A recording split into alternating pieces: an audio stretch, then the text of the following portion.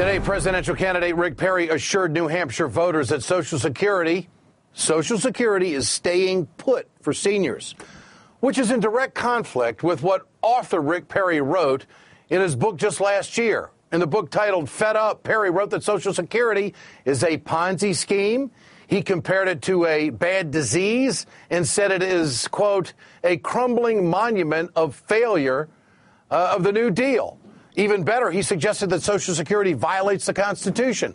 Needless to say, author Rick Perry is making it real difficult for presidential candidate Rick Perry these days on the trail. Today in New Hampshire, a lady asked him about his stance on Social Security, and Perry said he couldn't answer it because his mouth was full. You see, he started eating when that question came up. Joining me now is comedian and co-author of The Daily Show, co-creator of The Daily Show, Liz Winstead, and host of the nationally syndicated radio talk show, The Ring of Fire, Mike Papantonio. Great to have both of you with us tonight. Liz, let's start with you. So Rick Perry can't answer questions on Social Security because he's eating. What's happening here? Yeah, because his mouth is full. You know, the Republicans could just make a 500% improvement if they would just find a candidate who didn't have a photo op with something in their mouth. Now, here's one for you, Mike. Perry's spokesman did tell the Wall Street Journal that Perry's book is not meant to reflect the governor's current views on the issue of Social Security. He just released the book last year. So what does this all mean? Yeah. Well, that's the problem. Perry doesn't understand that he's not at a county fair in Texas anymore running for governor, eating funnel cakes and deep-fried butter logs. And now he has to live with all the stupid talk we heard him say when he was running for governor in Texas, where he could go to a county fair and he could talk to the people about stupid, idiotic things that might sell in Texas. But right now, he can't talk to the American public and tell them we should do away with Medicare, we should do away with Social Security, we should do away with the 16th and the 17th Amendment to the U.S. Constitution, where we can't even have a standing army, or that Texas should secede from the United States. The problem they have with Perry is this, Ed. He's going to be the Republican candidate. It's going to happen because their attitude, right. their attitude is no Mormon at the top of the ticket, no matter what we have to live with. They have to live with this guy. Liz Wynn said, I want to play this piece of tape. Here's what Perry had to say about evolution in schools earlier. Here it is.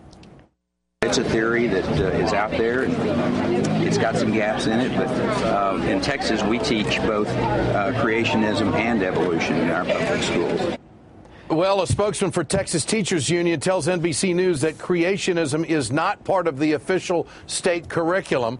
Kind of puts Michelle Bachmann's Elvis gaffe in perspective, does it not, Liz? Well, you know, sometimes I'm really starting to think that the reason these Tea Party people don't believe in evolution is because they haven't been part of the process. They just haven't been part of evolution, so it seems. Well, I got to tell you this. You know what, Ed? What they miss here. I can't top what Liz just said because I totally agree with it. But I will tell you this: in Texas, that was where we saw the big fight to actually rewrite the books, rewrite the science books, and talk about the fact. I mean, make it a major part of the science books. So for Perry, and Perry was the guy who was pushing that agenda. So for him to sit back and say, "I didn't know about that. We just teach both," is absurd. They have huge problems with Perry. There's no way to clean this guy up. And the good news for Democrats, the good news for President Obama is this is the guy you're going to be running against. He is George Bush. They love he's George Bush minus 10. They love the guy in Texas. And, you know, they're going to double down with him. That's the good news for all Democrats. Well, you know what else, too? Okay. It's going to be pretty hard to be chanting, we're number 43, we're number 46. You know, like Texas isn't number one in anything. So, like, good luck, dude. Really? If he flames out, though, if he flames out, what about Paul Ryan jumping in? What about Chris Christie? Well, this is what I think is so great is that basically the media meme is, yeah, maybe somebody normal will eventually jump into this race. And it's just not happening. You saw Huntsman's tweet today, right? He's like, I I believe in science. I believe in evolution. And it's like, dude, Huntsman is like the one shirt that has the two arms at the outlet mall. You know, it's like, dude, it's just crazy. They don't want someone sane. Liz, it's like, if you look at it, they're throwing spaghetti up against the wall and hoping something's going to stick. It's really fun to watch Karl Rove in his desperation. Karl Rove is in hell right now. He is in hell because he understands what's getting ready to hand to the Republicans. They've turned into the Tea Party. He knows it. They can't solve it.